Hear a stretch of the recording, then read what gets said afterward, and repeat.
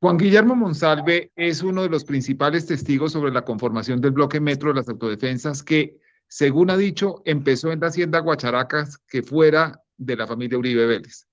El señor Monsalve, quien está preso en La Picota, condenado a más de 40 años de cárcel por secuestro y otros delitos, asegura que tres pares de hermanos estuvieron en la conformación de ese grupo paramilitar.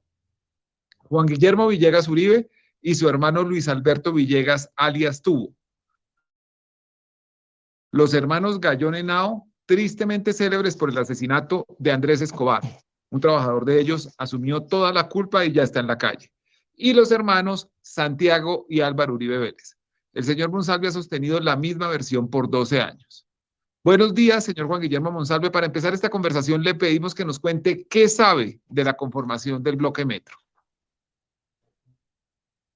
Buenos días, señor coronel.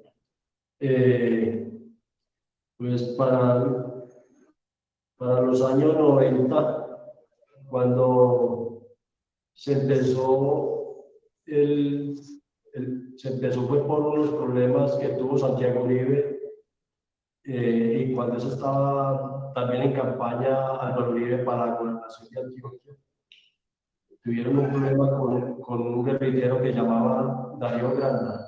Era el urbano en ese entonces de Providencia y de esa zona. Y así ya empezaron los problemas hasta que nos hicieron salir de la finca Guacharacas a nosotros. Y después fue que se organizó para, ¿cómo se dice? Ya se organizó pues el grupo para ya cuando se vinieron pues las masacres. Ya. Señor Monsalve, ¿cuáles son las masacres de las que usted habla? ¿Cuándo se presentaron? ¿Y quién dio la orden de ejecutar esas masacres? Todo era organizado, era por Luis Alberto Villegas. Y la masacre se vino, la que pasó en San José de Luz, la que pasó en Providencia. La de Providencia es la que tiene que ver con todo lo que tenía que ver con el robo del ganado, con la maldad del trabajador de la finca Pacharacas, con Torías. Y todo lo que tiene que ver con eso se murieron. Y usted dice que detrás de esa orden estaba Luis Alberto Villegas, alias Tubo, que es el hermano de Juan Guillermo Villegas, una persona que ha sido grabada recientemente hablando con el expresidente Álvaro Uribe, que es una amistad de varias generaciones.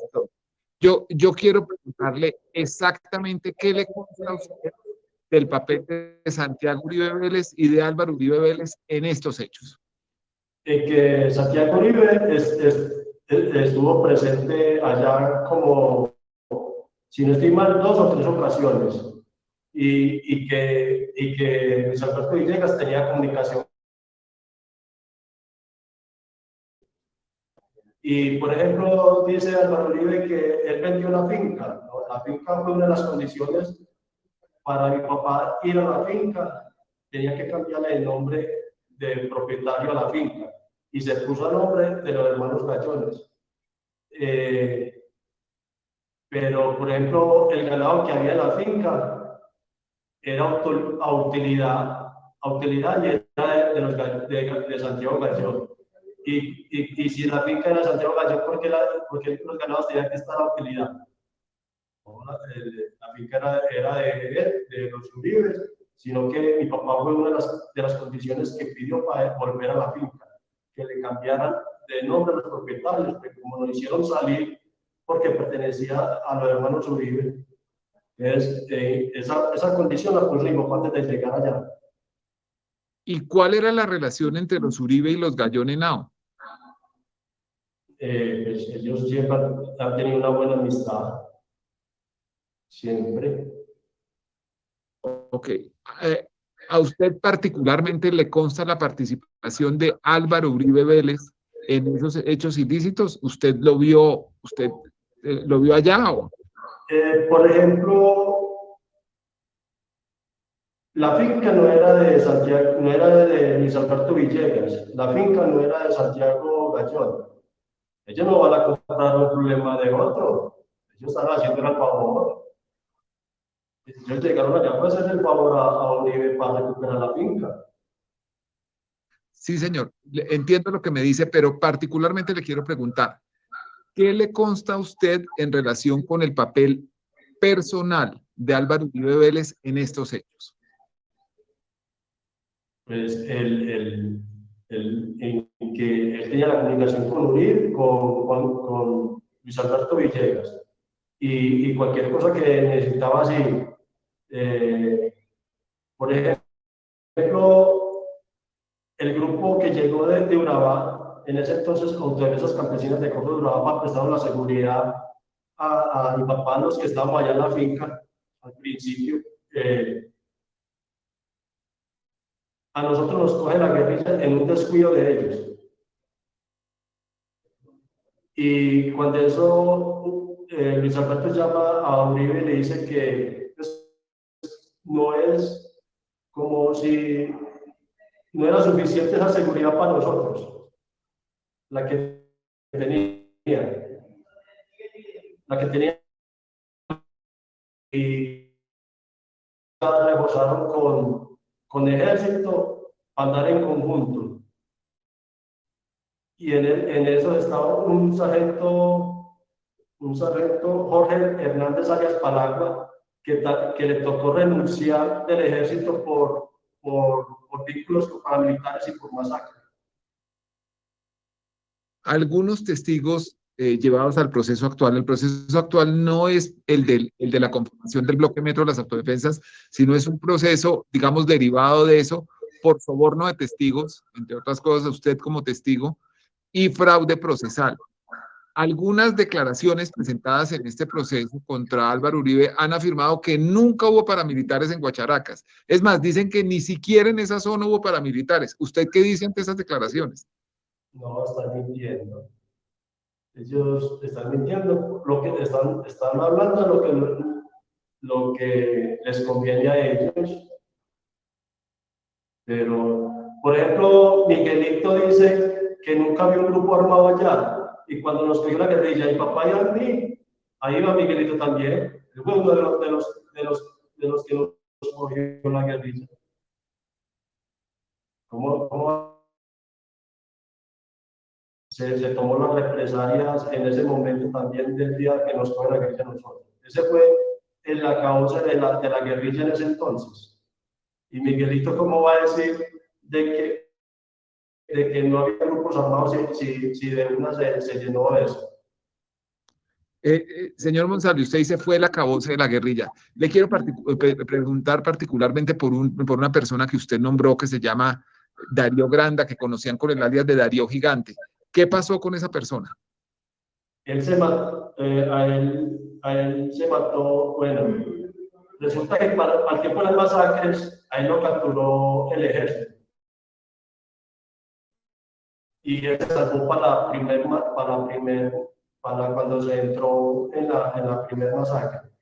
Después, él era cuñado del inspector de San José de Luz y era cuñado mío, porque yo tengo un hijo con una hermana de él. Para ese entonces ya lo tenía. Y al tiempo él resultó siendo del bloque Metro, pero trabajaba como de urbano en el Portal, en el pueblito de Castañeda. Cuando Esa persona pasó de la guerrilla a los paramilitares. sí, pero cuando estoy hablando eso ya era en los años 2000. Ok. Y en una vez vive y Villegas y Santiago Gallón, y yo me enteré que Darío Gigante había ido, eso fue para finales del 2002. Y yo me enteré que había visto a Darío Gigante y que estaba en la organización. Y ahí mismo ya dieron la orden de que lo mataran. ¿Quién dio? ¿Qué persona? Ese día Santiago se puntó porque estaba mal y más con la organización, porque estaba parado todavía. Entonces, él se mató un sábado a mediodía en Providencia, en un estadio. Usted dice se mató. ¿Quién apretó el gatillo y quién dio la orden, señor González? Ese día, Santiago Uribe dijo que porque estaba en vivo, ese fue, por culpa de él, fue que quemaron la finca y él fue que nos hizo la reunión para sacarnos de la finca. Darío Gigante, alias Darío Granda, alias Gigante. Sí, señor. Bueno, volvamos a un tiempo más reciente, señor Monsalve, si usted está de acuerdo. Desde diciembre del año 2017, Ricardo Williamson, que es una persona que es pariente de un compañero de reclusión suyo, de Enrique Pardo Hache, estaba diciendo que usted quería retractarse. Diciembre de 2017. ¿Usted sabe de dónde salió esa versión? Yo, pues, eso fue inventado de ellos, porque yo en ningún momento he querido retratarme. Jamás se me ha pasado por la mente. Jamás. De yo retratarme, jamás. Y eso lo inventaron ellos porque, es más, ellos le empezaron, Pardo Hache le empezó a decir eso de noviembre del 2017. Empezó a hablarle mal de Iván Cepeda y que ese viejo hijo de puta guerrillero empezó a decir así. Que yo qué hacía, si yo era paramilitar, yo qué hacía apoyando a un guerrillero. Que mire que si uno seguía así, uno se volvía como Venezuela y algo así, hablando babosadas así. Y que él tenía una persona muy importante para que viniera a hablar conmigo.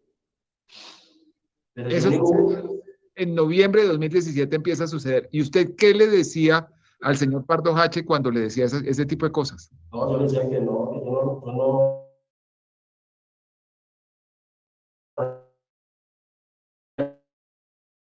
estaba tan mamado ese man, que era para febrero, para el 22 de enero del 2018, yo solicité un traslado del PASME para UME en Herón, porque ya no me aguantaba ese señor, ya no me lo aguantaba. Él era fastidioso, él de por sí fastidioso. Yo con el señor he tenido como 2 o 3 problemas. Por ejemplo, él dice que yo le conté lo de la foto en Cómbita, si a él lo movieron en el 2009 para acá, para la Picota. ¿Él cómo va a decir eso que yo le conté en ese tiempo a él eso?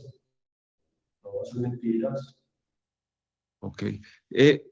Para darle contexto a esta conversación, quisiera, ya que usted toca el tema de la foto, tocar ese asunto. Hay una foto que lo muestra usted uniformado como paramilitar UCI en la hacienda Guacharaca. Y que Pardo H dice, usted le dijo que eso era un montaje. Realmente nunca había sido militar y menos en la hacienda Guacharaca. Esa es la en la cárcel de Cómbita. Ahora usted nos quiere contar su versión sobre afirmación del señor Pardo Hache. No, yo nunca he tocado ese tema con él, y menos en Cómbita, y menos para el 2009, que él estuvo allá. Si pueden mirar cuando lo movieron a él para la Picota, lo movieron en el 2009. Y esto empezó en el 2011, cuando yo fui a Justicia y Paz y me rechazaron en Justicia y Paz. Yo nunca toqué estos temas, y menos si no me habían ni condenado hace tiempo ni nada. Pues a mí me condenan en el 2010 y en el 2011, cuando yo veo la noticia de un TASI, es que yo busco a Justicia y Paz de Medellín y empiezo este martirio, pero yo en ningún momento yo le dije, Pardo, es que tengo una foto así, y esa foto yo nunca la tuve en la cárcel. Esa foto la tenía un familiar mío y se la entregó al senador Iván Cepeda, pero yo nunca, ni toqué el tema de esa foto con Caliche ni con nadie de esa gente. Esa gente dijeron eso porque ellos los pusieron a que hablaran de eso, pero no porque yo le haya dicho a ellos, jamás. Señor Monsalve, usted dice que trató de declarar ante Justicia y Paz de Medellín y empezó este infierno. ¿Por qué fue un infierno? ¿Qué fue lo que trató de declarar y por qué no pudo declarar como usted quería? Porque vea, yo participé en algo que sucedió con la gente de un taxi. Yo fui partícipe de eso y yo sabía dónde estaban ellos. Y eso lo sacaron a mediodía un sábado en el 2011. Y en las noticias y encontraron el caso. Me llevan a mí a Medellín y me ponen a el fiscal 45 de Justicia y Paz. Y me pone a jurar a decir la verdad y nada más que la verdad. Y yo le juro. Cuando me dice cómo empezó en el bloque metro, empecé a comentarle. Y él ya apagó la cámara, porque fue con video. Apagó la cámara y una vez dijo que ya no me recibía la declaración. ¿Por qué? Porque le dije cómo había empezado yo antes de ser bloque metro. Entonces de una vez me dijo que no me recibía la declaración y me echó para atrás. En esa declaración, ¿usted a quiénes mencionaba? Que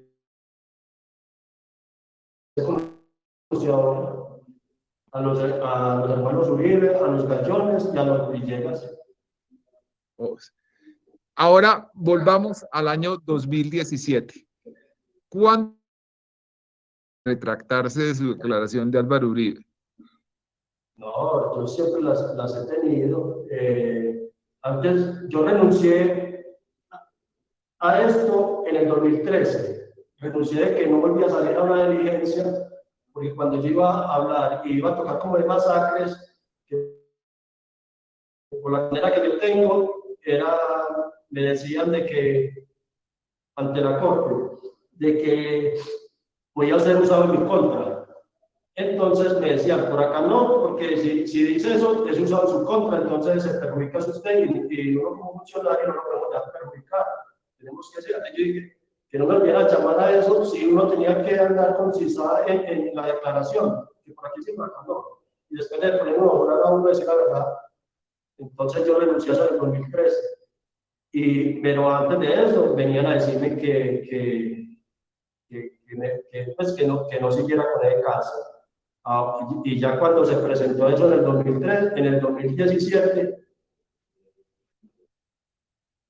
Paco Hacher, el que estaba manejando eso, por lo que yo he visto, era Jaime Lombana, que era llegado a Paco Hacher. Él sabía que tenía que hacer un recurso para presentar en la corte.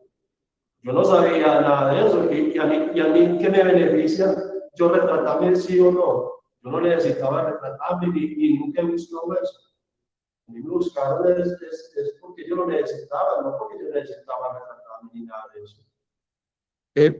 Señor Monsalve, el abogado Jaime Luna no era abogado de Álvaro Uribe en este caso en el que lo involucraba usted, es abogado en otros casos. Él dice que la relación con la señora Williamson, con quien fue a la cárcel, era una relación, pues, digamos, de amistad y familiaridad, porque en ese momento él tenía un romance con la hija de esta señora, pero No, conoce a los demás. pero miren que cuando la abogada de Paco Hacher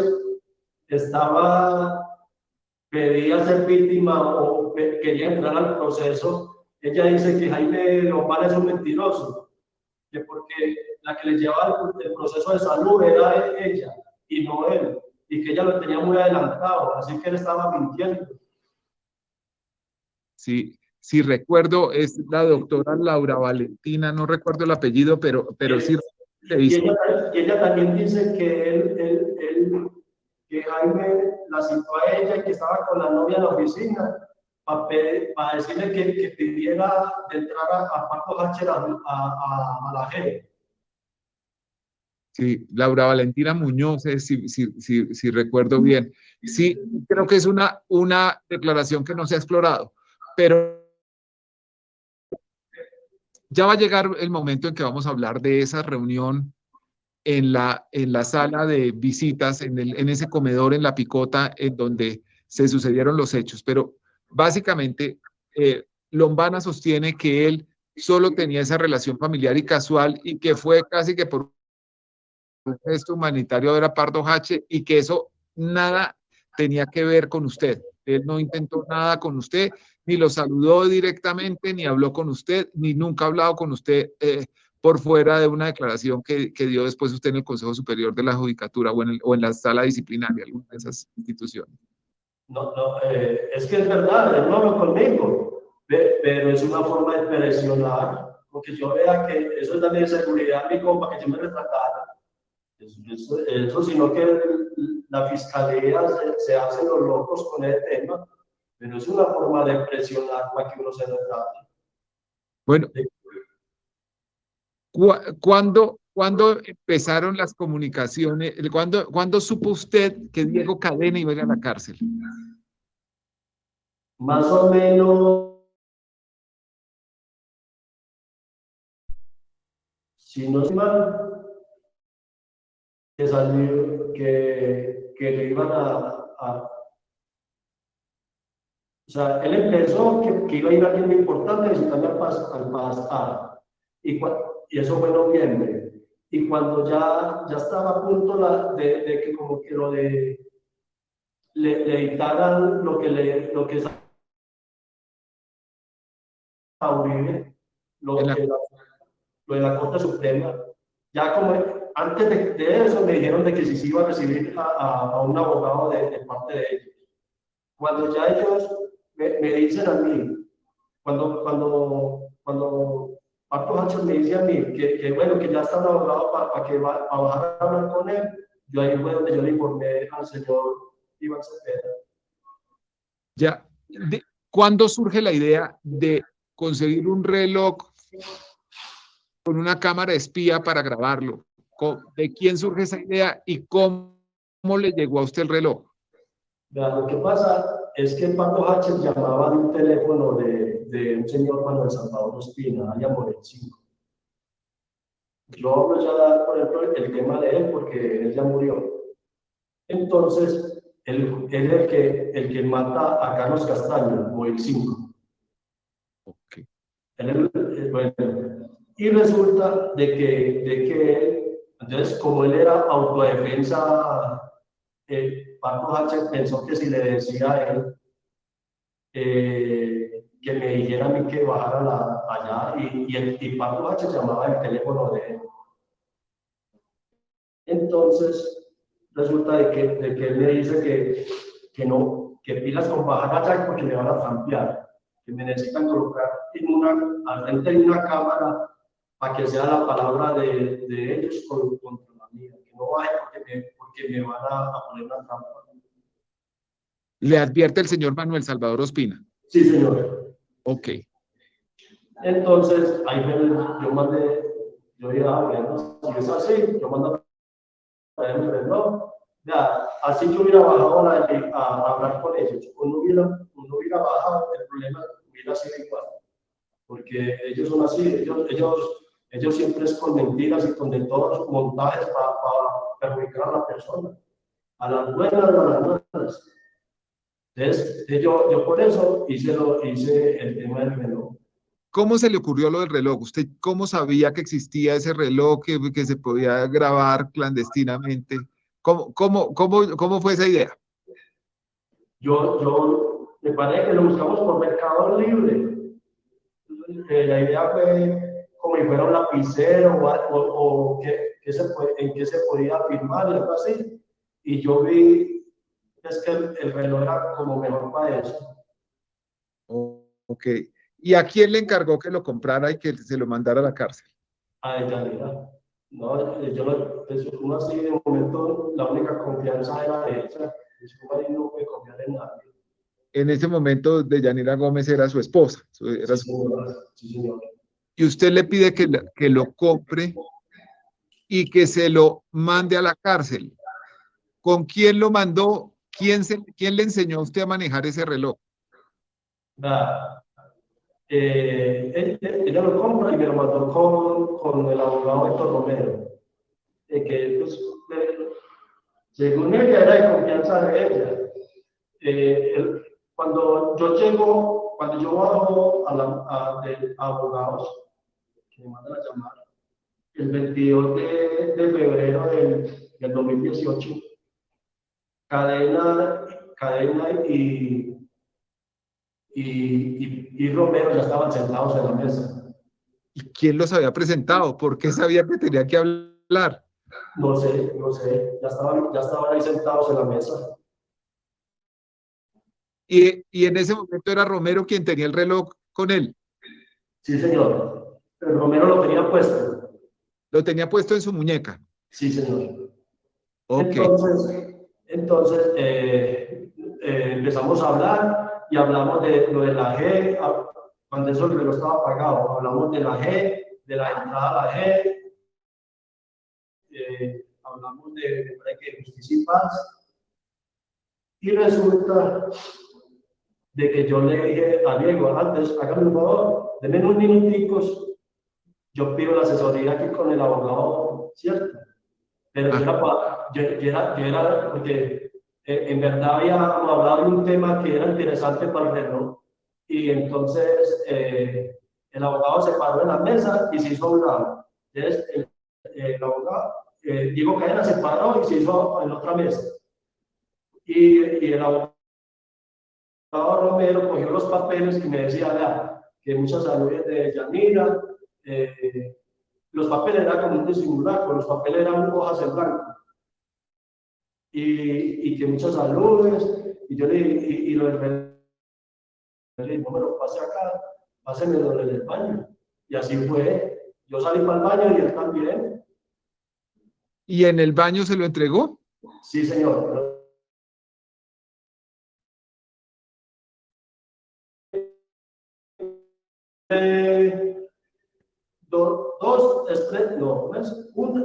Cuando alumbra una es prendido y cuando alumbra dos es apagado, me parece que es así. Y él me lo enseñó con el baño, yo me lo puse allá y ya me vine con el reloj. Señor Monsalve, no sé si estoy recordando mal, pero el circuito cerrado de la cárcel me da la impresión que, evidentemente, como usted dice, están antes de que usted llegue, el abogado Héctor Romero y este señor Diego Cadena hablando. Después se retira Cadena y después se ve usted solo caminando hacia el baño. No recuerdo la imagen de que Romero también fuera al baño a lo del reloj. Él no lo pasó con el baño, él no me lo pasó ahí delante, no, Él no se lo pasó en la mesa, sino en el baño. Porque si yo me pongo el reloj ahí delante de ellos para sospechar, tanto que después de eso, yo no sé si fue la segunda Cadena me decía, no, Vila nos graba o alguna cosa así. No, Ok. Y una cosa que le iba a preguntar, mientras esto estaba pasando, mientras sucedía la visita de Diego Cadena a la cárcel que usted grabó con ese reloj, seguían existiendo otras presiones por esos mismos días, porque era una semana muy crucial.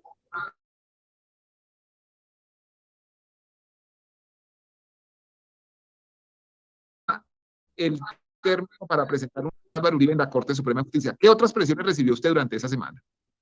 Eso era como si hubieran puesto de acuerdo. Estaba Carlos López, el área del llanero de Neiva. Ese estaba, como decía el que estaba Hernán Prada, estaba que le reventaba ese ombligo. Yo no sé por qué le dio esa parte de que yo sacara esa retratación. Entonces usted recibía al mismo tiempo mensajes de audio, llamadas de alias Alito Llanero, la visita de Diego Cadena y la presión de Pardo Hache dentro de la cárcel. Sí, señor, claro. ¿Al mismo tiempo su familia recibía alguna presión? No, para marzo del 2018, ellos llamaron porque cuando se puso, eso fue el 23 de marzo, Diego me decía, bueno, firmemos pues, traía una cosa de Montblanc. La estoy estrenando, venga que la estreno como si fuera la agenda de Montblanc. Entonces, venga, yo la estreno con usted para sacamos esa carta, pues. Y entonces sacaba la lapicero y yo le decía, yo la hago también de muy bien amigo, que tal cosa, yo la hago bien y la mando con mi mujer y eso así. Entonces, para darle una garantía, tocamos el tema de Juan Villegas el 23 de marzo. Y entonces me dice, bueno, Juan Villegas, yo digo pues el 26. Imaginen que él dice que se anexó en el visitor mío desde el principio. Y él aparece en mi visitor anexado el 20 de marzo. Y yo el 20 de marzo no bajé de donde él, y él está anexado, o sea que el 20 de marzo él tuvo que haber venido a hablar con Parto H, porque yo, las veces que me entró de mí son el 22 de marzo, el 23 y el 26 de marzo. Sí.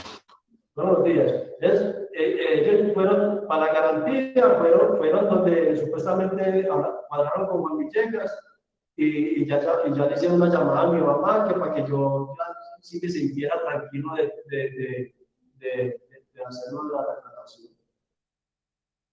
Volvamos a esa semana crítica del 21. ¿Usted cómo saca el reloj de la cárcel? ¿Cuándo sale, después de que usted ha efectuado esa grabación del señor Cadena diciendo lo que dijo y está grabado? Eso fue el 22 y se necesitaba para el 23.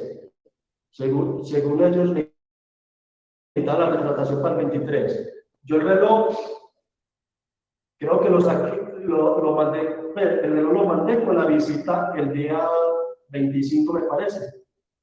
Sí. ¿Visita de quién? De Yaniela, yo lo mandé con ella. Sí, señor. Y hubo un segundo reloj. Sí, señor. Ese fue cuando me volvieron a buscar casi al mes. Ellos me vinieron a buscar para marzo otra vez. Pero, señor Monsalve, cuénteme cómo entró ese segundo reloj, en qué fecha entró y para qué lo usó usted. Porque, después de que yo no me retraté, Pato Hacher se me arrima el día de las elecciones de senador, para el Senado del 2018, eso fue para marzo. Se me arrima y cuando dieron los resultados, nosotros estábamos mirando el televisor del patio y él me dice, sí, mira con quién tiene que estar, algo así. Sí, mira para el lado que tiene que estar, porque como supuestamente ganaron más senadores del Centro Democrático. Entonces, se me arribó parte pensando que no me hablaba, me dejó de hablar y me dijo eso. Y como para el 18 de marzo empezó otra vez a decirme que digo que a él iba a venir, que para si me iba a atender, que tal cosa, que si me iba a retratar, me iba a hacer. Y yo empecé ya a gestionar para otro reloj, para que desde me lo mandara. ¿Y cómo se lo mandó? Yo le pedí favor a un abogado. A Ya. una abogada, algo así. No me acuerdo bien de la año porque no era conocida ni mía ni nada. Ok. Entonces, a través de otra abogada, entró ese reloj a la cárcel y con ese reloj, ¿usted qué grabó? Yo grabé cuando me dice Pato Hacher que para que saliéramos a hablar con Diego Cadena. En esa ocasión, Diego Cadena llama a Romero para venir otra vez. Y entonces Romero llama a Yanira y le dice que Diego Cadena nos llamó para venir entonces Yanira me cuenta. Y yo le digo a Pablo que yo pueda no bajar, que como así que llamando a Romero, que para qué Romero. Entonces ahí donde el abogado dice que Cadena es un huevo, y ahí donde dice que Jaime Lombana no estaba enterado de ese tema, que él no sabía eso, que él en ese momento le dice, me parece, que es más, si necesitamos que Jaime venga, que venga Jaime Lombana, pero no que venga, no, o sea, como tratando de bobo a cadena según Pardo Hache. Sí. Y recuerdo esa conversación en donde usted y Pardo H. hablan de los abogados, Sí, hablan señor. Que, abogados. que utilizan esa conversación como para decirte que Lombana no sabía, no estaba enterado nada de lo que le estaba pasando. No, son mentiras. Pardo Hache casi siempre mencionaba a Lombana. Bueno, además de Pardo H., de Cadena, de Caliche, ¿alguien más lo presionó de manera directa o indirecta para que cambiara su testimonio contra Álvaro Uribe? Que yo me acuerdo. Lo de Llanero. Ya. Es que existen comunicaciones claves del proceso entre el señor Juan Villegas, Juan Guillermo Villegas y familiares suyos. A través de esas comunicaciones le indicaron alguna vez que debía retractarse, le sugirieron cómo debía declarar. ¿Hubo presiones a sus familiares para que usted variara el sentido de su testimonio? Pues, a mí, de parte de ellos venían era para el 2013, 2002, sí, 2013, 2012, 2013. Pero, por ejemplo, él sí lo buscaba, pero es para que hablen en contra mío. Por ejemplo, para el 2011, que yo empecé a hablar, Jaime Granados fue con Juan Guillermo Villegas y otro abogado de apellido González a una finca por allá junto a Barbosa y Jaime Granados tiene un video poniendo a hablar a mi papá en contra mío. Yo creo que pues, creo que fue el abogado de Iván Cepeda que a, le pregunta a Granados que si conocía a mi papá o que se había ido donde él, y él dice que no, pero él sí fue. Ok. Él sí fue a presionar a mi papá, a mi hermano y a una hermana y creo que a mi mamá. Y mi mamá como que se enojó, ¿sabes? Señor Monsalve, la finca La Veranera es una propiedad que está a nombre de su ex esposa y de su mamá. Está en un proceso de extinción de dominio. Cuéntenos cuál es la historia de esa propiedad.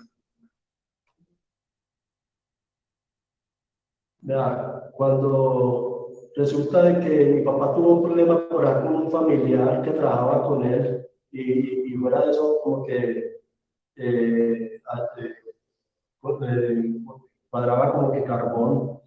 Y entonces cuando yo conocí a Yanira, ella pues como para darle una estabilidad a ellos, ella me menciona que va con una tierrita para llevárselos a ellos.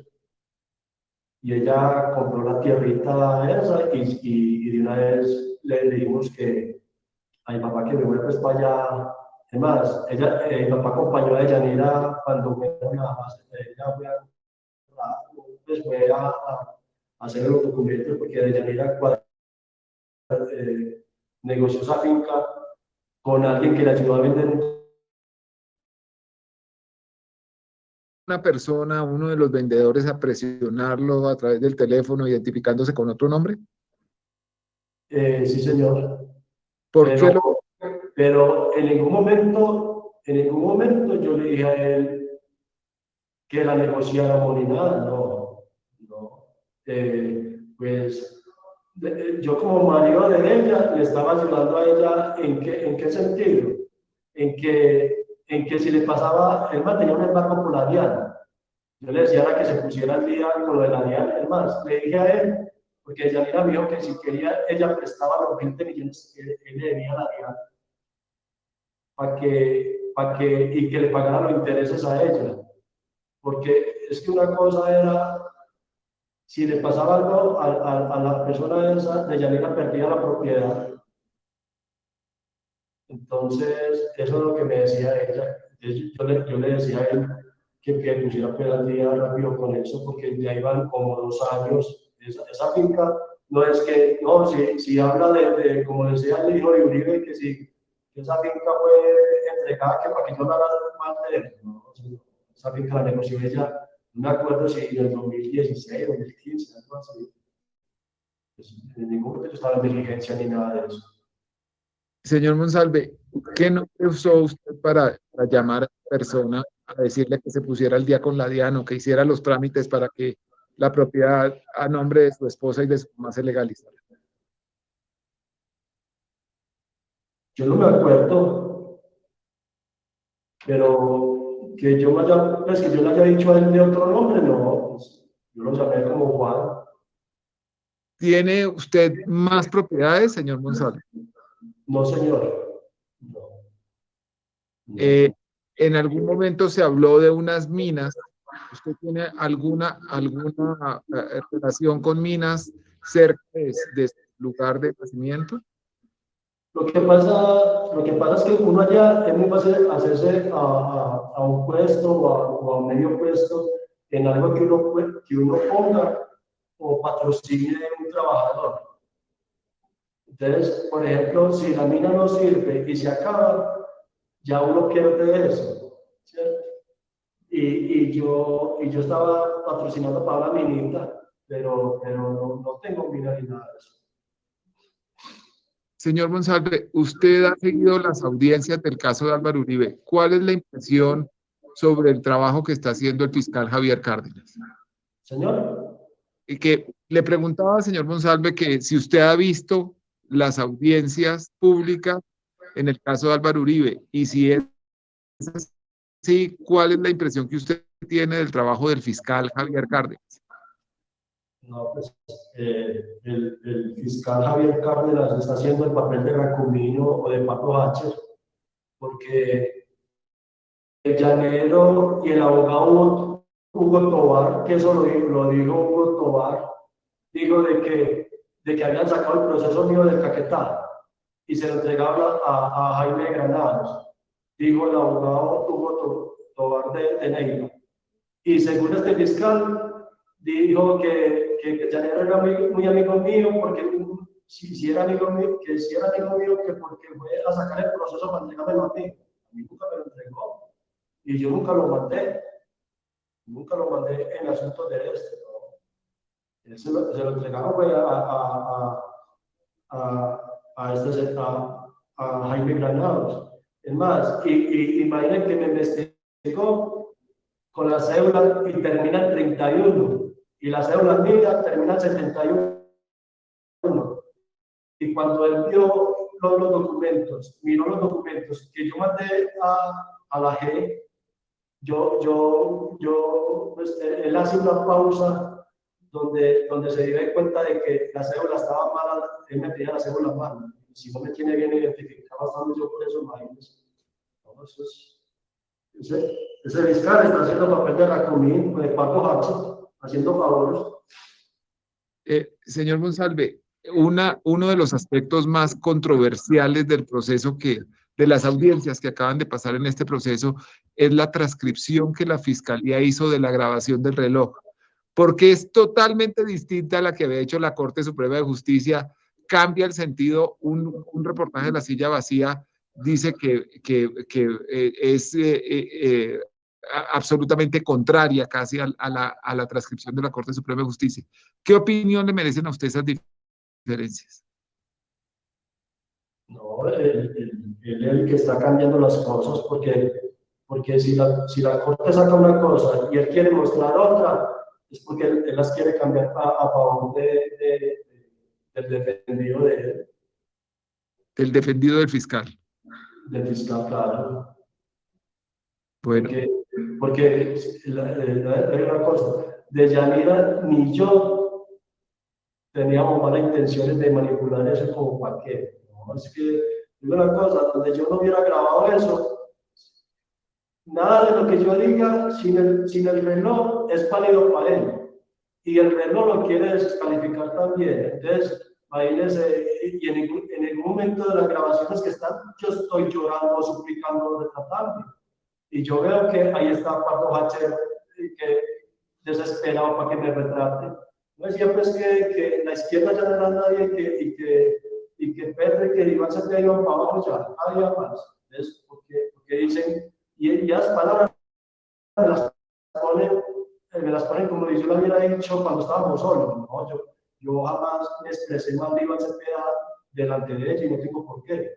Tampoco me expresé mal del señor Don Mario, nunca me expresé mal de ese señor, un señor que lo conocí una semana en el Paz B, y el tiempo que estuve él llegó como a los 15 días de yo haber llegado al mismo patio, ahí a la UNE. Nunca tengo, pues yo no tengo nada que sentir de ese señor, para mí es una buena persona, pero Diego Cadena ayer dice que yo, que yo le dije que no, que estaba temeroso, que ya, no, cuando sale allá, nadie sabe para dónde va, nadie sabe, uno sale del patio a bocados. Y él dijo que yo decía que hablaba mal de Don Mario, no, o que el Canoso, no tengo nada que hablar de nadie, y no me retrato por miedo de nadie o porque alguien me está aconsejando, no, yo tengo la decisión de que yo caso soy una matraca para coger para allí y para acá, estoy en lo que estoy, y allá en Providencia, la gente sabe quién manejó ese proyecto desde que empezó hasta el 2005 que me vine. Y eso que ya era el Central Bolívar, pero sin embargo me llamaban a mí y esas cosas, pero no necesito de tratar porque otro me digo. Sobre su pertenencia a ese grupo, está también un testimonio muy viejo de hace 10 años de un paramilitar que se suicidó en Barranquilla y que dice que los guacharacos, es decir, los hijos del mayordomo de Guacharacas, pertenecían a esa organización armada. Pues me imagino que a usted lo conocieron en un tiempo de su vida con el alias de Guacharaco, que se refería a usted. Sí, señor, el Guacharaco era yo, allá el Guacharaco era yo en la organización. Señor Monsalve, ¿por qué usted no ha querido declarar ante la Fiscalía? Porque no hay garantías y ojalá todos los grupos armados que tienen que someter ante la Fiscalía pidan el cambio del fiscal porque ese fiscal no da las garantías nada para ninguna organización o para nadie. Pues para mí, y esperando que para mí no da, porque está ese. Yo estoy en un proceso como víctima y yo, por lo que he visto, yo soy el acusado y el que más ha tenido un fiscal de los mejores, me está dando la nota que sale y él no sabe cómo perjudicarme a mí o perjudicar a Yanira, según estos somos los malos de Yanira y yo. Señor Monsalve, le quiero agradecer mucho haber tenido esta conversación conmigo. Seguramente este caso, las audiencias prosiguen la semana entrante, va a tener mucha atención pública y es, yo creo que muy interesante para la opinión conocer su versión sobre estos hechos. Muchísimas gracias. Bueno, señora, esté muy bien. Muchas gracias, que usted es uno de los que no me ha dejado morir en este caso. Muchas gracias, señor Monsalve. Que esté muy bien. Bueno, Hasta luego. hasta luego.